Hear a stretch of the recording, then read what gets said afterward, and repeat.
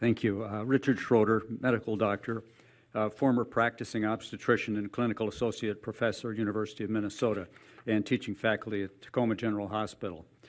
Speaking on behalf of removing fluoride from the water supply. Fluoride is a chemical ion of fluorine, itself a very volatile and hazardous material that contains an extra electron, forming strong electronegative bonds with other elements, including titanium, arsenic, and iodine, which can cause quite a bit of mayhem in the human body, actually. But it is particularly attracted to calcium and magnesium that have positive ions. And you might remember previously my explanation of how fluoride bonds very strongly to infant bones and then leaches out of the bones as we age and migrates to the brain, contributing both to osteoporosis and cognitive disorders as we age.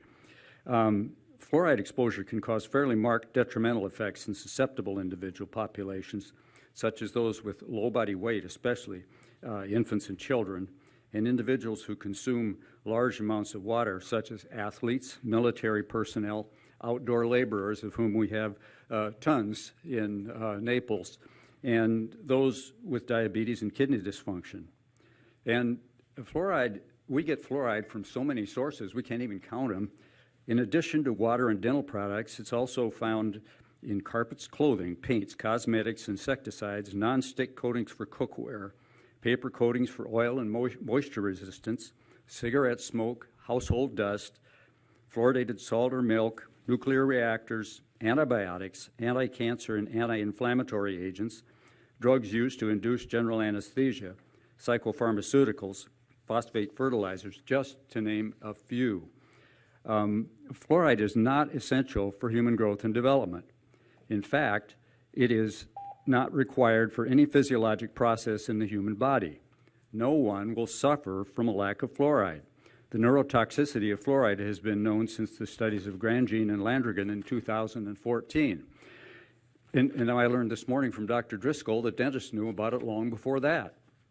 So in the human body, fluoride activates virtually all known intracellular signaling pathways and mitochondrial processes and triggers a range of metabolic and transcription alterations, including the expression of several apoptosis-related genes, which means it ultimately leads to cell death.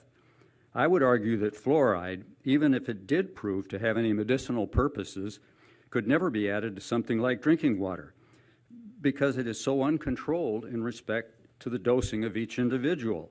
People drink variable amounts of water and are exposed to fluoride from a multitude of other sources. And we come in all shapes and sizes. You would never give the same pill to a 30-pounder that you would a 300-pounder. So I think there's an urgent need for an appropriate application of the precautionary principle of first do no harm and remove the fluoride from the water. Thank you very much. Thank you.